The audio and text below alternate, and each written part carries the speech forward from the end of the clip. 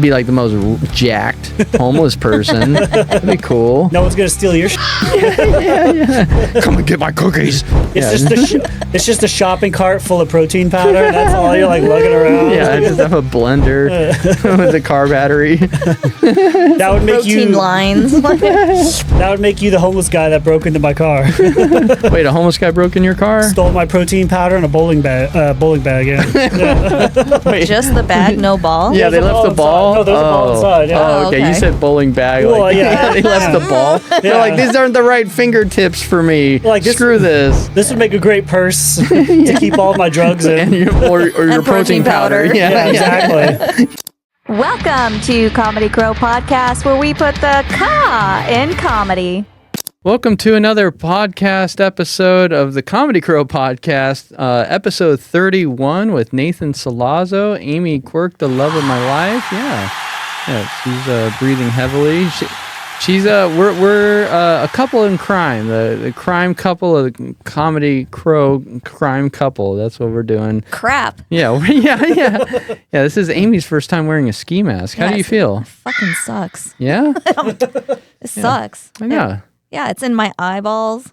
Yeah. I love it. It's I'm wearing weird contacts too, so all that shit goes inside my contact, and it feels really good. I like it. I think you're very sexy. I think you're ready for the Middle East. So. Here, pull your mic up close to you, Nathan. I was hoping to move somewhere else. Nathan, pull your mic close to you. Right. You can pull it real close if you'd like. There you go. Yeah. All right.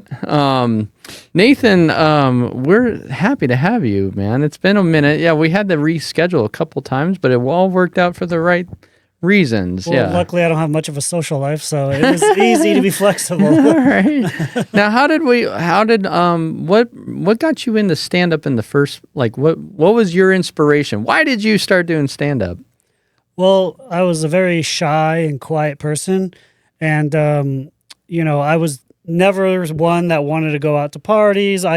If people walked up to me and talked to me, I would kind of just get tense. And I knew it was a problem and I had to fix it. Ooh. So I found out about the open mics at the La Jolla Comedy Store, and I started signing up for them, and I was bombing. I was horrible. But even though I was horrible, I liked it, like in a masochist kind of way. I wanted to keep going back. And so I just kept going back and back, and I really enjoy writing. And eventually it actually helped with it was like speech therapy for me. Okay. And it really helped with my confidence. And then once I started to become more confident and talkative, I actually wanted to keep going back because then I started to really enjoy it for what it was. Okay. I love that. Yeah. I love that. And I'm TikToking now. So my face is in the camera, so I can totally understand that confidence. Yeah, she's not TikToking at the very moment. On. Yeah. She's not TikToking. Yeah, not right at the moment. She's not TikToking. She's been TikToking. Yeah. You're like, I have a lot of confidence. You can't see my face though, right? Yeah. This is sheer confidence, guys. Yeah, the ski masks are good for holding in all the sweat and fear. Yeah. It just stays right in there. Now, you've been doing... Well, first off, I have to say that's a great place to start out. You get 3 minutes, correct, at the La Jolla like 3 minutes is enough for somebody who's just starting out because you don't want to bomb for 5. That's an awkward situation. Yeah, I mean, when I would perform at the La Jolla Comedy Store, the 3-minute sets, go in there, and it's such a nice club vibe. You'll get up there and you've been in there for just a few seconds and they're already lighting you, and you're like, oh, that's it. Oh shit! Like I gotta wrap it up real quick. It goes by real quick when you're up there because the light's on you, everybody's looking at you like, make me laugh. And then you start getting into the set and you're like, what the hell? And you see the red light. But I think the biggest problem that comics have is when they see the red light, they assume it's over. Right. So they try to wrap it up real quick. But because it's the hardest thing to do is time that 60 seconds in your head. Yeah. And so that's why I actually like American Comedy Club as well, because they do have a timer on the stage. That's where I got the idea. And it's a great idea when you start introducing that, because it actually, eventually, comics will build it psychologically in their head, and then will start to become instilled. And so it helps. Yeah, your internal clock, you'll start feeling it. I like what was it? I took it a step further and put it up on the big screen so the whole room can enjoy the time with you as well. Yeah. At Solaris. The worst part is 4, Yeah. The worst part is the clock works against you because if you're sucking and you're like, oh shit, 3 more minutes, and then the crowd's like, 3 more minutes. Yeah. Like, Oh my God, I got to deal with this. now you're all on the same page. Right. I like that. It's fun. Now you also do roast battles. You've been Love in, it. yeah. Now, if you had to pick one or the other, do you like one? Because you were mentioning writing, so you enjoy roast battling more than stand up, or is it just different? I feel with roast battle, you're forced to be way more creative because in order to do well, you have to do a lot of really good misdirection jokes. So you really it's a process where you really gotta think it out. As far as like stand up, there's creativity to it, but it's a story. And you just kind of lay it out layer by layer. But with the roast, your jokes have to be so tight. So it forces you to be a better writer. Yeah. And that's why I like it so much. Yeah. And then you can implement that into your regular stand-up writing to be a better writer and make you more tight with your jokes. Yeah, for sure. Yeah, I've always described you as like sort of like an Anthony Jeselnik. Like your stand-up approach is very strong. Like you have you're very assertive and direct and loud. I know that. Yeah. And people, it's captivating. It's cool. like demanding attention. Yeah. I got that way because like when I was doing open mics in bars and people were talking, it kind of got me aggravated. So then when I started screaming my set, well, you weren't screaming, yeah, but louder. Like some people would start to turn their heads, and then then it just carried even in situations when I don't need to do it. Yeah. Well, you're like with the level of confidence that you have when you sell, like, because you do some really heavy jokes. Oh yeah. And they can be dark, but the way you deliver it, people enjoy it. Like even if people are like, "I'm here for clean comedy, I can't handle," but then they're like, "I really like the way he's so strong." Like his, yeah. I think my biggest flaw at this point is I'm always, for some reason, going back to sex jokes. And I know it's like there's way more topics out there than that. Oh, yeah. And for some reason, my brain always thinks this is what they like. But I'm like thinking, I know I need to start doing other topics. Do you so know sometimes I rely heavily on that. Do you think it's like, maybe like testosterone? Just curious. I honestly, I think it's because sometimes you can be really creative with sex jokes as opposed to like I went to the store the other day. Right. Yeah. I mean, especially if you're performing at bar gigs, like if you're trying to turn their heads, sometimes you gotta like practically pull your pants down in joke format. So, oh yeah, full Monty. Yeah, full Monty, and then they're like, "You got my attention now, buddy." Yeah. So, no. Luckily, no one's ever come up to me after the show and be like, F you for saying that. What's wrong with you? You're mentally wrong in the head. Like nobody has said that so far, which is good. Yeah, well, I can't see anybody doing that to you because you don't directly attack anybody verbally with your jokes. It's just all of your jokes have, in my opinion, they're very statement, like joke, like you put it out there and you just let them deal with it. But versus like, let me point out this person and tell them how much I don't like, Yeah, you have when you perform, it's like, very matter of fact, and like a speech or it's you're delivering it out there. The way you present it, it's like for the whole room. Like you make it very clear. So it's hard to be like, yeah, I'm offended by that. Like he's speaking to all of us, but I'm going to speak up for everybody. Like I've never. I know a lot of comics do it, but I've never done crowd work. I don't feel like I'm ready for that. Yeah, it's not for everybody. It is, but I've seen though that comics who do crowd work have become more successful than those that don't. Yeah, it matters on the person. You know what I think it is? I think crowd work, you can clip it and you can internet it real quick. Yeah, you know what I mean? Those 5-10 second clips that people just, because our attention, attention's getting shorter and shorter. So those tiny clips of interaction, and people love attention. So I think that's why it's gotten big. That's my personal opinion. Well, it's the Matt Rife effect. Everybody wants to now be included. They want to be a part of the joke. Right. Yeah. Well, everyone's competing with all the comics are competing for your attention. And everybody's attention is like a goldfish at this point. With the phone is like a slot machine in your pocket. So to keep their attention, you have to literally talk to them about them. And then they're like, oh, now you have my attention. But if you don't make me think, Like, I've been in situations like that where I'll do my thinker jokes and they're just sitting there. And then as I'm moving into my next joke, all of a sudden they start laughing. Right. And I'm like, I like the delayed reaction, but it also kind of ruins the flow of my jokes. You're like, don't worry, I'll just clip that part out. Yeah. Like, I don't want to sit there in silence to wait for the laugh and then go on to the joke, because then that's just weird. You should just bring one of those apps that have an audience laughter put in the laugh track. Yeah. I'll start it off and then you guys fill it up. There you go. Different venues, but it's always the same laugh. Yeah, it's just you. No one will catch on. Yeah, you could record yourself laughing. That'd be pretty funny. Yeah. Now, with what is your I just spiraled right there. Inspiration, like your favorite comedians. Like, do you have? Oh yeah, no, it's Anthony Jeselnik, Rodney Dangerfield. I also like Mark Norman. Those people are just so witty. Yeah, and I like the story. But they're all jokes. matter of fact as well. Yeah, like I like Louis C.K. He's very funny, but they're different styles. They're not the same. And so, like, if I want to hear a story, I'll go to him. Or even, I forgot his name. He was just at the American Comedy Club a week or two ago. With the gloves?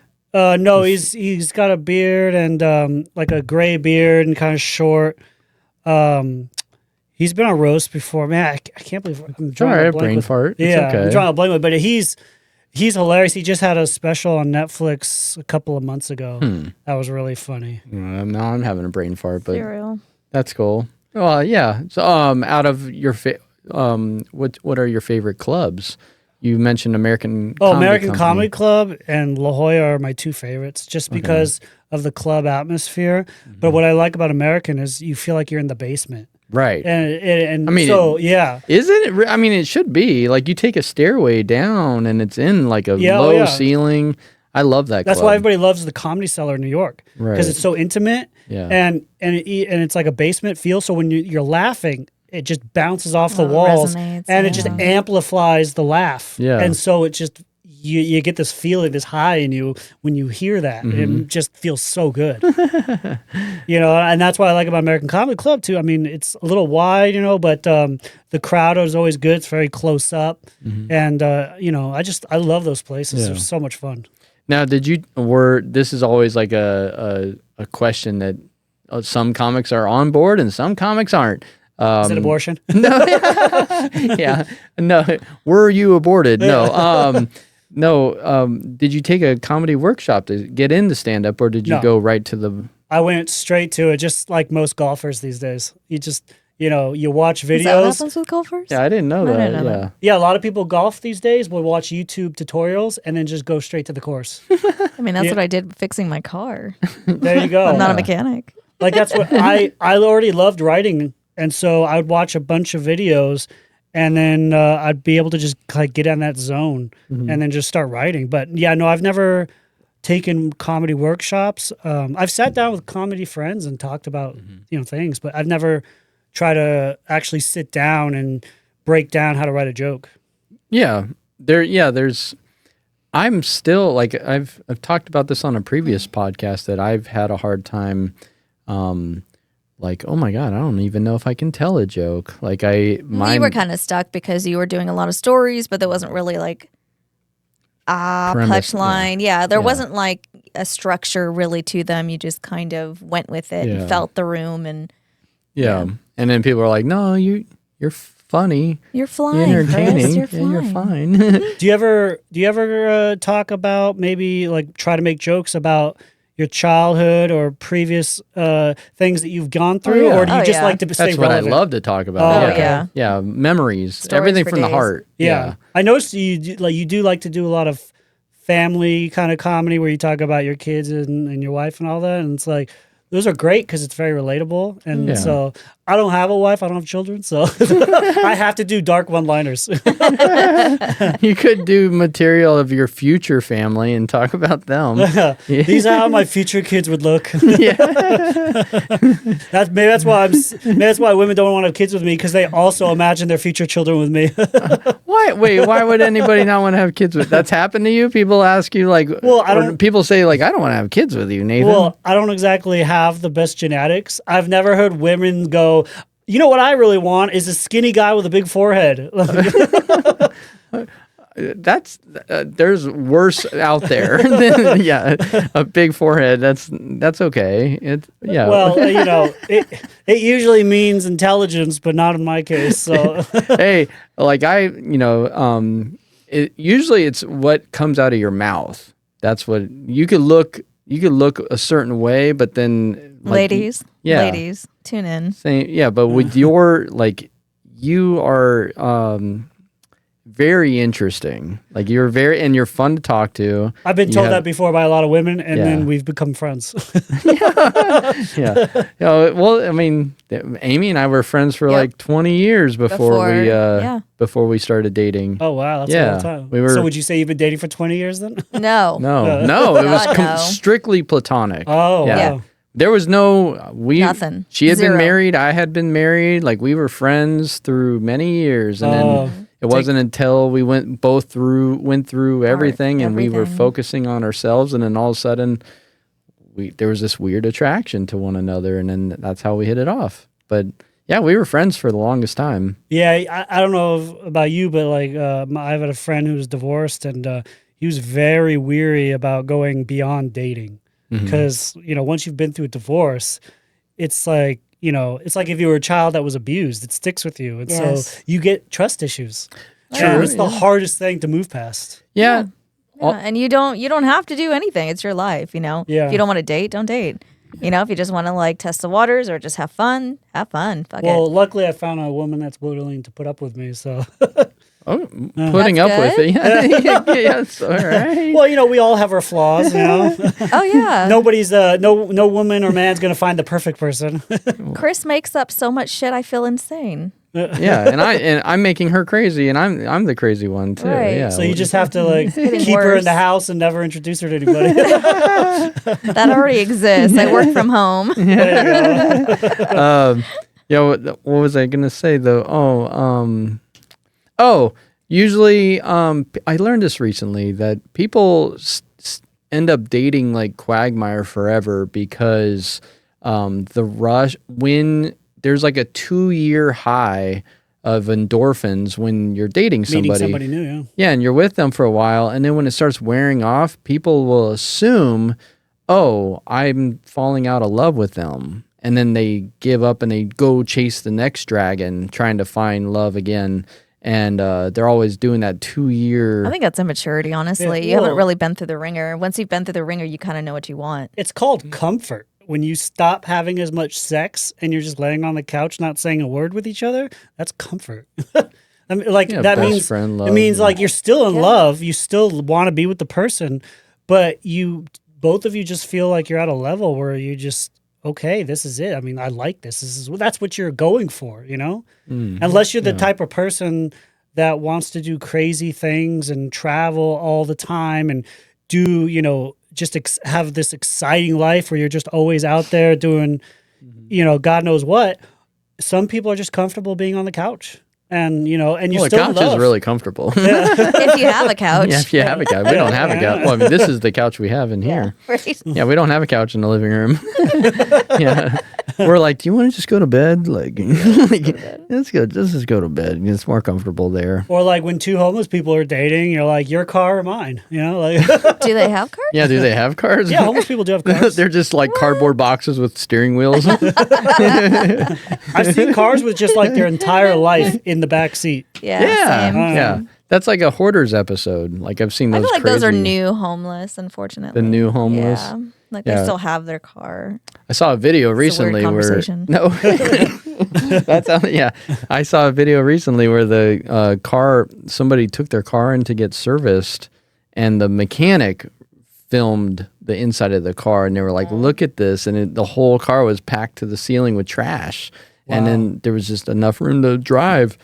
But they had like an open, everyone in the service port was betting on if the person was going to eat the cookies that were left out. Like, yeah, they were like, yeah, they're probably going to just go back to, but like to drive around in this like fort of trash. I can't even imagine. Like, fuck. Yeah. That is just disgusting. That's my number one. Like, you're going to go on a date and you're going to take someone in that fucking car with you or not because there's no room. Yeah. But like, wow, gross. How pissed would you be as a homeless person if you're driving around and you're like jalopy, broke as hell, but in the back seat you have like this Picasso painting that you have no idea is Picasso that you could sell to change your entire life, but you have no idea, and you're just driving around with that thing because it's like, oh, this is my trash. Yeah, like and what it could if you had change one your of those life. pennies? Like, you know, there's change. There's change. Yeah. There's change that like.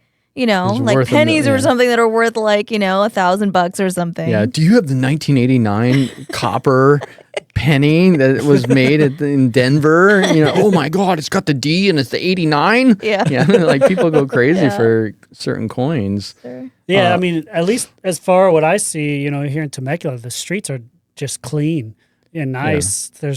But you go downtown in San Diego, oh my God, it's like the apocalypse. Worse. Yeah. Yeah. The what do they call it? They're called the unhoused, right? Now it's called unhoused. No, sure. not I mean, homeless. We can Can't say change all homeless. the names, but we know exactly what it means. I like it. Imagine like a homeless person getting offended. They're like, I'm not homeless. I'm unhoused. It sounds more offensive. Homeless? No, or unhoused. Yeah. Yeah, I mean, but then there's like, are you uncarred too? There's people that live in their car and you're like, well, that's sort of a home. Have you no automobile? Yeah. You know? I'm not homeless. I have windows and I can move my vehicle.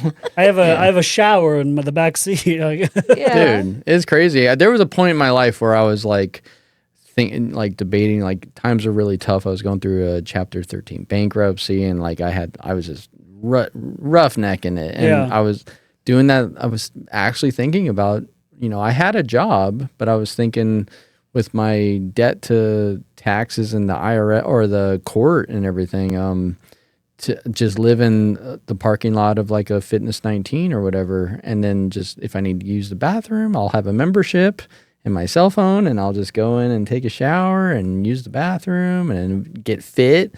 I'd be like the most jacked homeless person. That'd be cool. No one's gonna steal your shit. Yeah.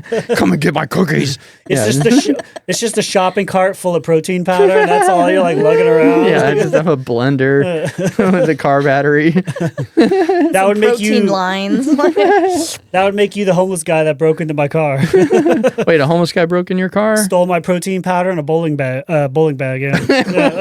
Wait. Just the bag, no ball? Yeah, they There's a left the ball ball. inside. No, there's a ball inside, yeah. Oh, okay. Okay. You said bowling bag. Well, Like, yeah. they left the ball. They're like, these aren't the right fingertips for me. Like this- Screw this. This would make a great purse to keep all of my drugs in. And or your protein powder. powder. Yeah, exactly. Yeah.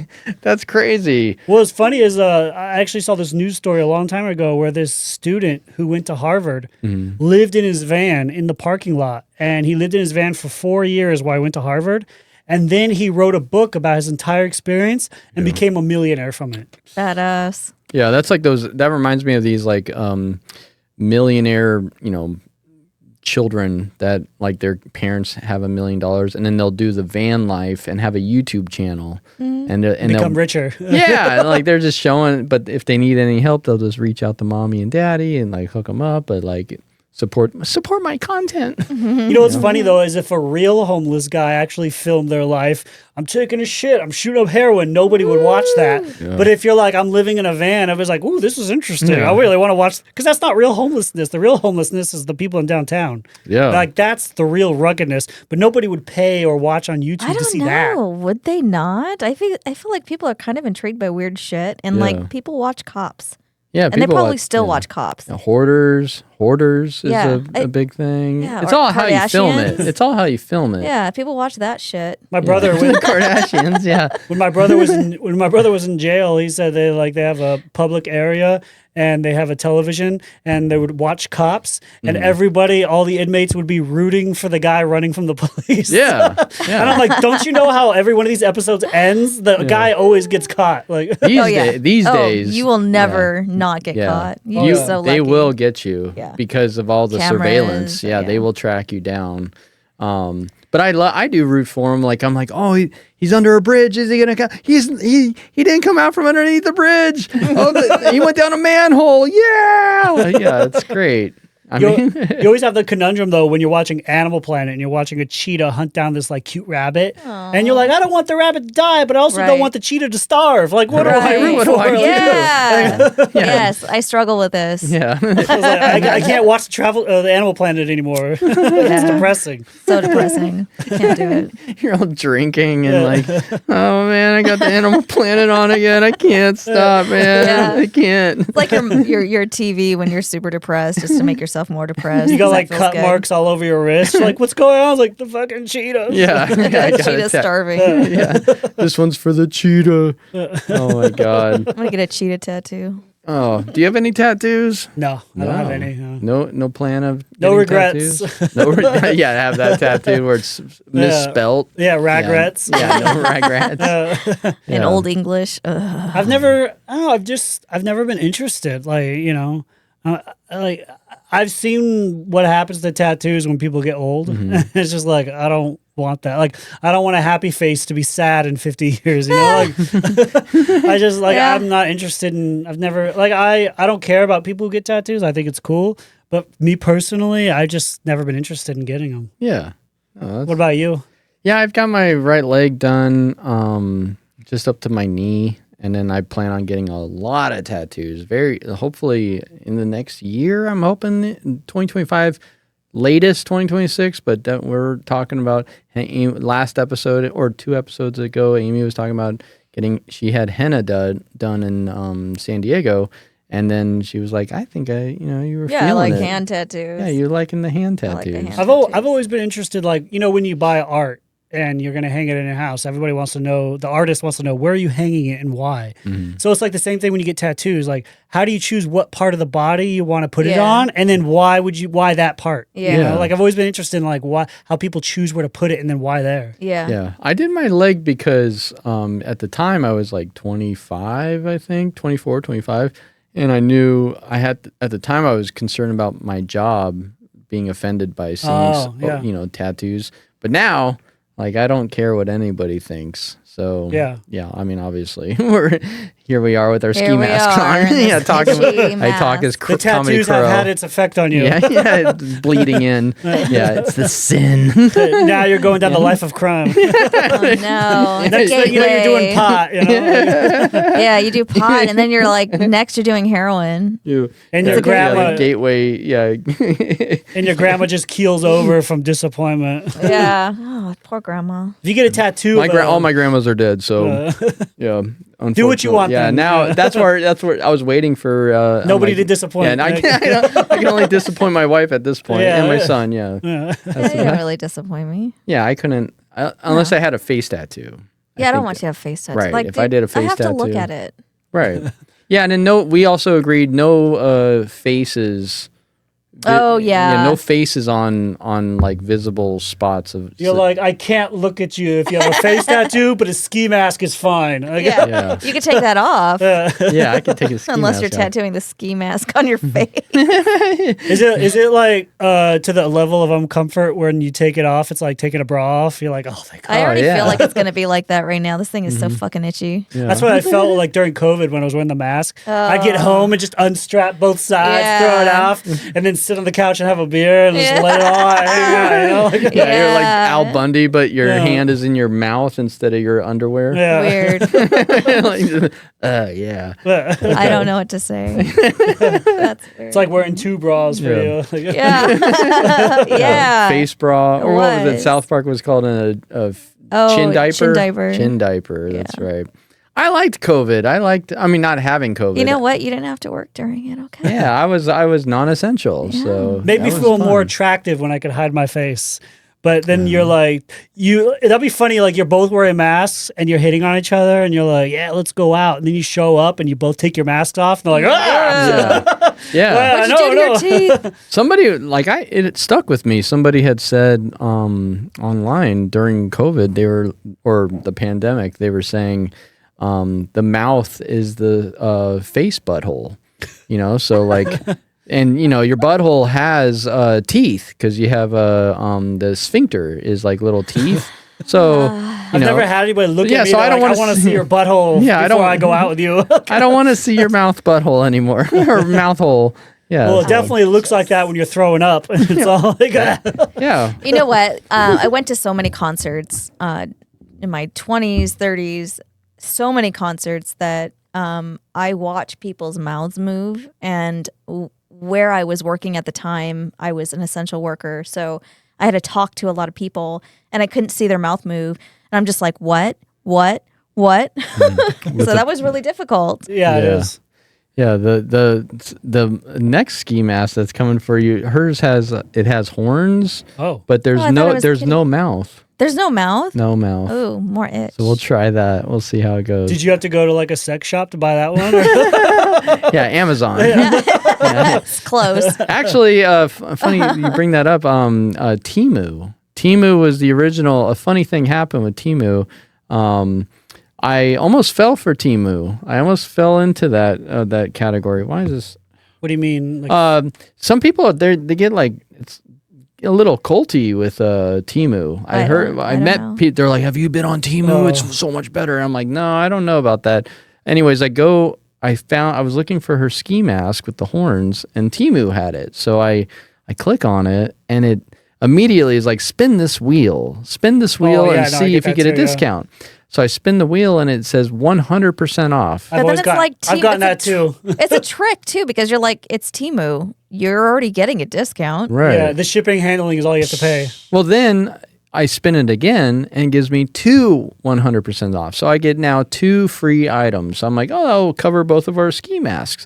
So Your dopamine's going crazy. Yeah. So I'm like, and it's like, in order to get this discount, you need to purchase something from here. And it dug through my phone and it knew everything that I love. Like there was like a Silent Hill t-shirt. I was like, dude, that thing's really cool. It's like Japanese, and like I was digging it, and I started racking up, and it came to like $75 for like stuff just for 2 free ski masks. I was like, fuck this. And I scrapped it and unloaded it from my phone. But Temu almost had me. You go on Amazon, you buy a ski mask, and they're like, you may also like a 9mm handgun.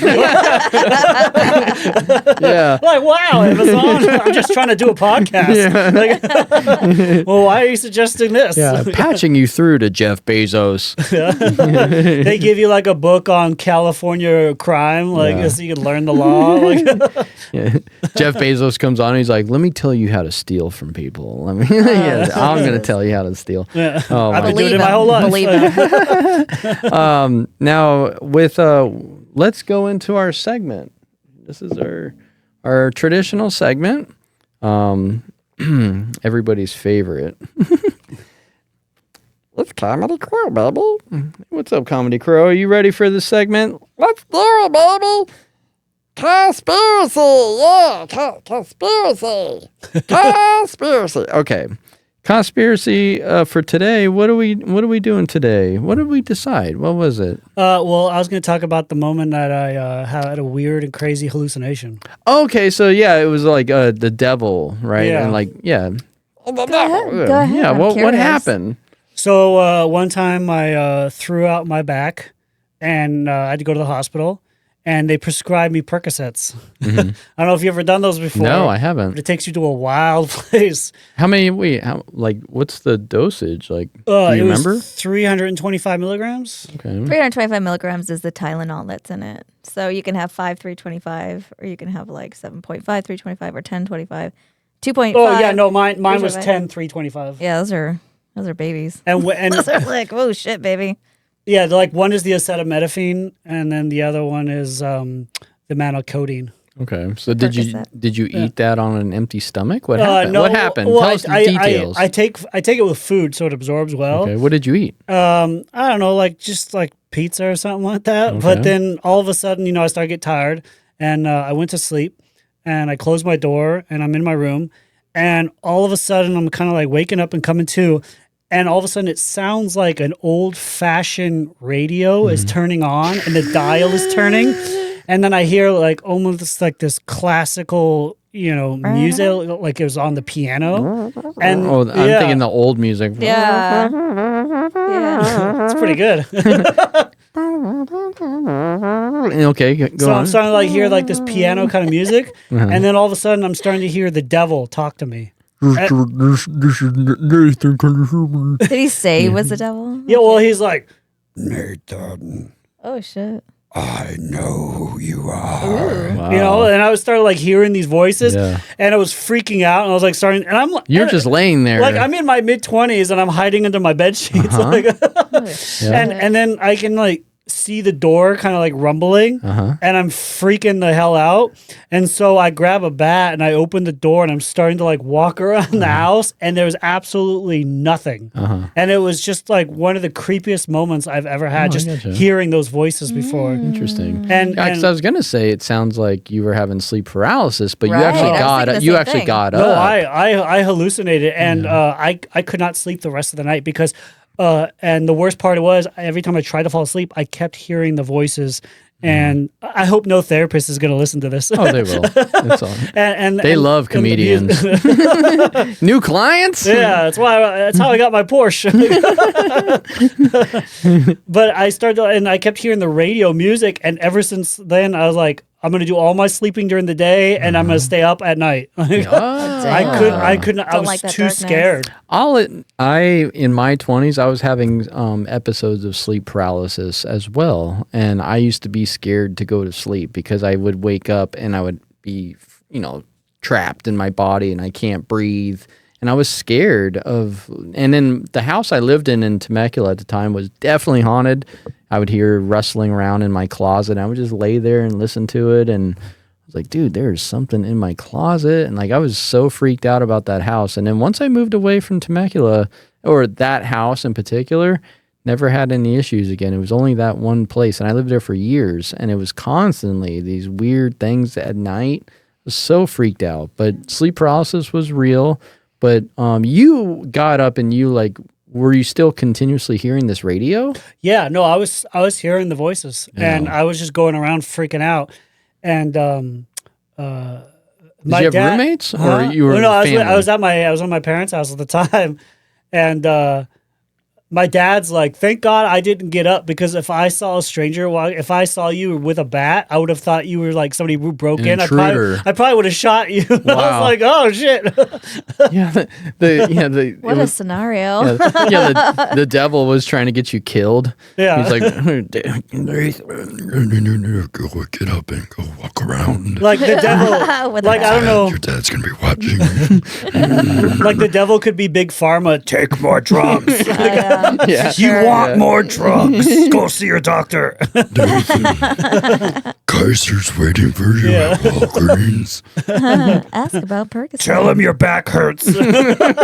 Make me rich. I like to imagine it's two guys with like radio controllers, and it's just two guys in a Outside panel the van. house. Yeah, Yeah, they're in the yeah. panel van, and they're like, all right, this guy's doped up right now. He's on the drugs. He'll get the signal through his molars and his teeth. Send him a signal, and they're both giggling like, oh my god, he thinks that we're the devil. Oh shit. Yeah, keep it going. Yeah, who knows? They hear me on my phone the next day. Doc, I need more pills. They're like, I got him. Yeah. He's hooked. Yeah. He's eager to give you pills. Yeah. I love it. Actually, I'll tell you though, one of the creepiest experiences I ever had by far, and I'll never forget it. I was in high school, and a teacher was giving a talk, and I was tired, and I fell asleep. Oh no. And I had my head on the desk, and my head was on my arms, and I was just sleeping on the desk. And all of a sudden, I go in this really deep dream that I was on top of a really tall building, and I jumped off the building. Right. And as I was falling, all of a sudden, my body started lifting off of the desk Yeah. as I was falling. And then when I hit the street, I slammed my head right into the desk. Oh. And it woke me up. Yeah. And everybody in the classroom turned around. Yeah. I felt like I really hit the street when I fell. It was my body was literally in the dream. It was almost like Inception. Yeah. And I felt the pain, almost like the Matrix when I hit my head. Yeah. And it was just the creepiest dream I've ever experienced. Yeah, that sounds like the scene from Hereditary. I don't know if you remember Hereditary, but there's a desk scene where this guy is being possessed by. It's a scary movie, but it's really good. It's one of my favorites. But I used to fall asleep in class and I'd wait. I loved that like warm drool. I liked when my cheek would get stuck to the desk and it would like nice. And I get stuck to the desk. Did you really like it, or are you just saying that? Yeah, it was warm. Like my mouth came. yeah. I had cheek cum. Yeah. I had a dream that I was giving a blowjob. No, that's you. Don't put words in my mouth, I see mister. where this is going. I'm going to leave now. Yeah. I did have a teacher one time in 7th grade. I fell asleep on my desk. And she came by with the ruler or the yardstick or whatever and smacked it on my desk. And I jumped up and she like yelled at me. And that's old school. Yeah. And then I have another dream, or not a dream, a memory of I wasn't asleep, but I had one. You know those desks that have like the cubby that you put all your books inside? Yeah. And you'd have like the perfect setup and everything. I had my pencil and I was like, doing that drummer thing, like trying to... Yeah, just spinning it. Spinning it. I was trying to... I've never been able to do it very well, but I was trying to do it. And then my teacher's like, Chris, what are you doing? And I got scared and I went to shove it into the desk and the lead went up inside my arm because it got caught on the top of the desk and I shoved it in and she's like, what's wrong? And I had my pencil sticking right out the top of my arm inside here. And she's Say like, nothing, just raise hand. I'm like, yeah, I got yeah. And so I went and they had to check for lead poisoning, but yeah, I got stuck in my arm. Have you ever been into a schoolyard fight before? Or? Schoolyard fight? No. Just the parties, right? Yeah, I got jumped after at 2 nights in a row at after I graduated. I got targeted by a gang and I love that I'm talking about this with ski masks on, but yeah. I was the one assaulted. Yeah, I got assaulted. Yeah, I got targeted. Apparently I found out that it was some kid who was trying to get into the game. Oh, the initiation? Yeah, and they normally kill, don't they, to get initiated? I don't know, but I mean, this is Lake Elsinore. White boys, yeah, this is Lake Elsinore. Where was this? Lake Elsinore. Oh my God. Yeah. And so was it like the redneck gang or something? No. It was like the Metal Militia and the EYC. That was the name of the gang. But yeah, I got jumped 2 nights in a row. Were you alone when were you like walking home alone? No, I was drinking a lot with girls. I was like you. I was like I always was in the friend zone. And I'm like, one of these times I'm gonna get like, cause I was always drinking with the girls, but they were just like, no, that guy, he's the target. And so and then you end up having an orgy with a gang instead. No, yeah, they were after me. But yeah, that was really scary. This guy at my work once got jumped by a gang, and he's got all these scars on his head because they stabbed him with a knife in the head. Oh my God! Nice. Yeah. I have scars all over my head, but not from stab wounds. Yeah, it's getting crazy. Stabbed in the head. Yeah, that takes a lot of force for the. It does. The skull is the hardest bone in the body. It does. He's got like 5 or 6 marks all over his head. It's crazy. I still can't even. Yeah. Oh God. Yeah, I don't even like getting punched in the nose. I couldn't imagine what you went through. It's crazy that people like getting punched, like, or in football it was like, oh, dude, you want to get cracked. They like the sound of the helmet like getting cracked, but like UFC fighters, like they're just getting their nose broken 24/7. I've never had my nose. Have you ever had your nose broken? Yeah. What is that like? I was at a camp with my brother, and he kind of felt like an outcast almost, and because he wasn't fitting in because his personality was kind of crazy, and he thought I was talking shit about him to other people. So he literally walks up, pokes me right on the back. I turn around. I'm like, what? And he doesn't say a word. He just decks me right in the nose. Oh my God. And next thing you know, I got blood running down my face. Wow. And I'll admit it. I started crying. I was like, because I didn't know how to handle this. I was like 17, Right. 16. Different type of pain. Oh, it is. And so I ran to the bathroom, and it took probably like 20 minutes to stop the bleeding. And then I just went on with my life. And then it was like 5 years ago when my doctor says, you got a deviated septum? I was like, what are you talking about? He's like, yeah, your nose is like deviated. I was like, I had no idea because I had all these breathing problems and I couldn't figure it out. And it all circles back to when my brother decked me in the face and I had to get surgery to fix it. Oh my God. Yeah, your nose looks straight. Yeah, so it looks good. Yeah, no, the I septum can't see inside anything. was like, the septum inside was like curved like that. And so one hole was kind of blocked off and the other hole got a lot.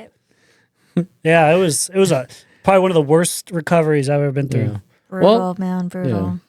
Well, I think we're gonna wrap it up there before I get decked in the face. My eyes are burning. Amy's not like You can always make a joke where you're like, yeah, I was jumped by a bunch of guys and I came. Whoops.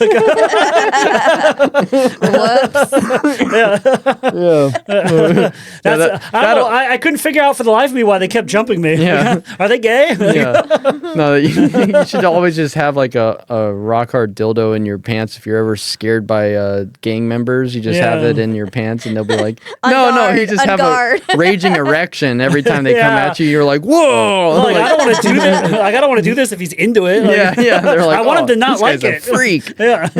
Sometimes I feel like they just want it and they're just in denial. Yeah, the gang You know what I members. mean? Yeah, what I I mean that's why they call They're them always gang bangs. jumping each other. Yeah, like, gang bangs Jesus. and Yeah, they're going around like, I've always killed in life because I really want to hide my homosexuality. I'm so afraid to come out. I'm like, I think there's more people in the closet than we think there are. oh yeah, for sure. The closet is a really big space. It's like, I come out of the closet, but there's too many cleaning materials in there. Oh my god. All right. Well, Nathan, where can everybody find you? Any shows coming up or anything? Not particularly now, but in April I have 3 roast battles. Nice. I have one in La Jolla on April 3rd. Nice. And then I have another on April 17th.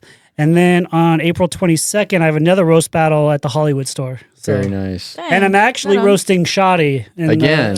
the Hollywood store. The Hollywood store, man. That's so great. Big We deal love because Shoddy. they The belly room, right? Yeah, they live stream that on YouTube. That's good. And they have like a million They take followers. notes. And they take notes. They have they do like they show it's the very entire serious. video. Oh yeah. And there's a beginning, there's a middle, there's an end, and there's a lot. It's a lot more than just going up there saying your jokes and walking off. No, they save everything too, and they archive it. Oh yeah. And so if you do a bad job, a lot of people are going to see it. So you really got to bring your A game. But I'm excited about it because Shoddy's a fun guy to battle. So And you do a looking forward to wonderful it. job. You definitely hold your own, and you're very good at the rebuttals and being able to do rebuttals on the fly, and or when they say one more joke and then you have more jokes. That's very impressive. So you do a good job. There was a joke I held back on Shoddy at the roast battle. Like I thought I was saving it because I thought I had a better one, but it didn't work out. But the one I held back was I said Shoddy's a Catholic, and so he takes Lent very seriously. So seriously, when he was 12, for the entire period of Lent, he gave up having sex with his priest. And when he has sex with his priest calls it the second coming because his dad was the first coming. Ew. I think Shaddy's actually Christian though.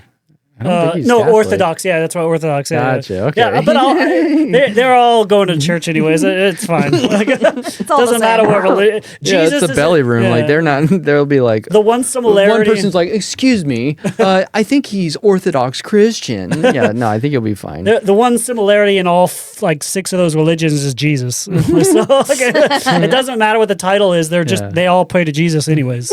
So Amy, where anything you want to say? Goodness, it's my huge guys. My Instagram, which I'm not really on too much, or haven't posted too much there, but I'm still there, and I doing under Shades of Despair, and then the Tiki Talkies I think I'm still under Amy Elizabeth.